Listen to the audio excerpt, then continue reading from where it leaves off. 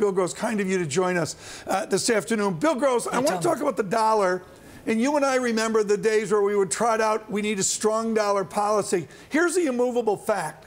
Since the Trump administration has gotten into trouble, we've enjoyed a weak dollar policy. What does that weak dollar signal?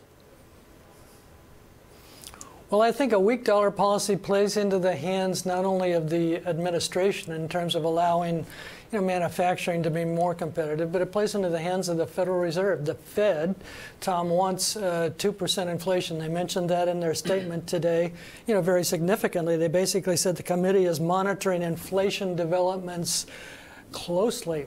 And so, they want a 2% target. They want it to be hit as quickly as possible, and a weaker dollar plays right into their hands. There have been estimations that a 5 to 10% decline in the dollar, and we've seen a 7% decline since the top, reduces or increases inflation by 0.1 or 0.2% a year for the next several years. And so, it's very much of a favorable development for both sides of Fed and policymakers. I want to emphasize, Bill, if I went down to Duke University right now and had to do Chart 101 for the students at Duke, what I'd be talking about is a perfect dollar chart. Bring it up, Tanya, if you would. This is the gorgeous Bloomberg Dollar Index. This is actually very good mathematics in terms of a blended dollar rate in all those little circles. For those of you on radio, it is the mother of all elegant charts. And now we crater down even more into weak dollar. What does that weak dollar mean for other central banks? Is this a way for the Fed to compete with rate increases, or at least a discourse of rate increases at other banks? Yeah, I think it is. It's probably a stretch, Tom, to say that there's a currency war going on, but certainly central banks are, well attuned to their currency levels. The Fed basically ranks it 4th or 5th down their list, but I know that they're looking at the currencies I just mentioned, and at the ECB with Draghi, they specifically look at it in terms of a strong or a weak euro. You mentioned a strong euro in the last 10, 15 minutes. That's really not in the favor of the ECB and the stimulation that they want to see in terms of reaching their own inflationary target of 2%. And so do we have a war going on? I wouldn't call it a war, but it's certainly a skirmish, and the BOJ as well is in the fight, so to speak, because they've kept their policy firm at the 0% in terms of the 10-year interest rate, and they don't seem to be moving off of it at all. So yeah, central banks are very much concerned with reaching their own inflationary targets by the basis of a lower currency. Yeah, the Fed is, of course, looking at currency levels. It's also looking at making sure it's prepared in the next downturn. You told me last week, Bill Gross, that a growth slowdown or a recession would actually do this economy some good. It would help clear out some of the deadwood that's out there.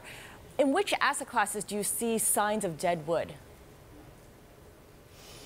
Well, you don't see it yet. So you saw it for a while, Scarlet, in the oil patch when oil was down near $40, and some of the oil-related companies in the U.S., were highly levered and were beginning to look a little bit more risky. I would say, though, that the U.S.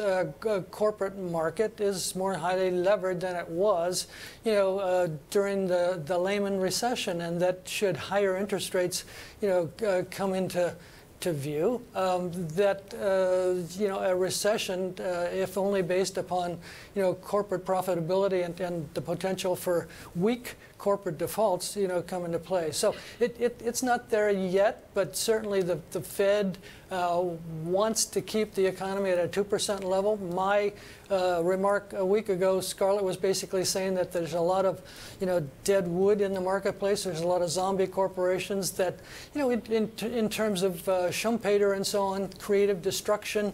There's been lots of creation in terms of credit, but not much destruction of inefficient credit.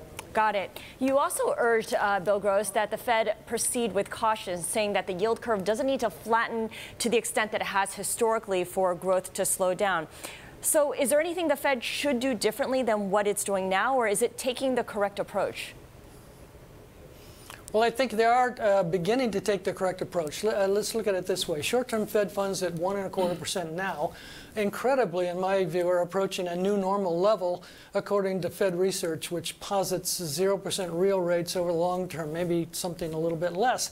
What the Fed is more concerned about now is the steepness of the yield curve. They want to promote higher bank profit margins with a steep curve and avoid recessionary dangers of keeping the 10-year spread around 90 basis points or so. They don't want it flat, which has produced recessions in the past. And so I think the Fed, therefore, will stop raising short-term interest rates, maybe 25 basis points, maybe not, and start disinvesting in 10-year treasuries that they mentioned in a statement by reducing the balance sheet over time. And that means, to me, slightly higher 10-year rates, perhaps to 2.5% over the balance of the year, but not much. Bill, you've always been a student of our politics. With your success over the years, you've done things like donate to your Africa Mercy hospital mission in Africa.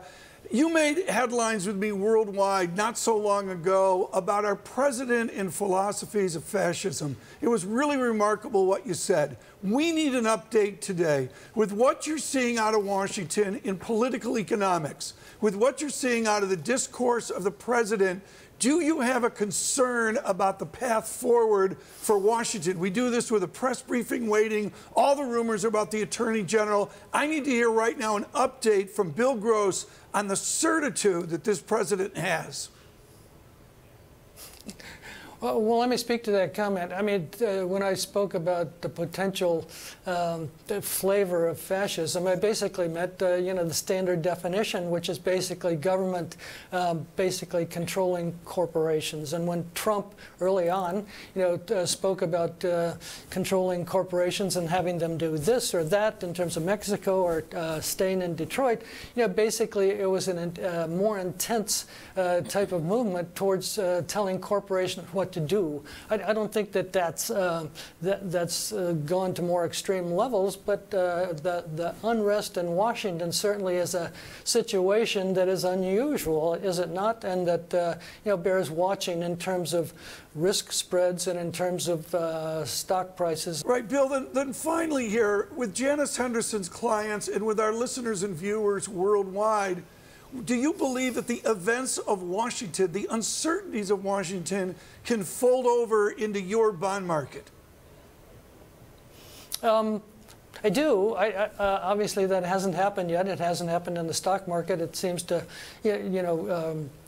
just fly over the heads of investors that are in one ear and out the other. The biggest risk I see, Tom, and I don't know how to measure it, I'm sure you don't either, is a geopolitical risk. I think that risk spreads are so low, the VIX is so low, the TY VIX as a measure of bond volatility is so low that there's really not a geopolitical risk measured into that. We're at historically low levels. And what would the risk be?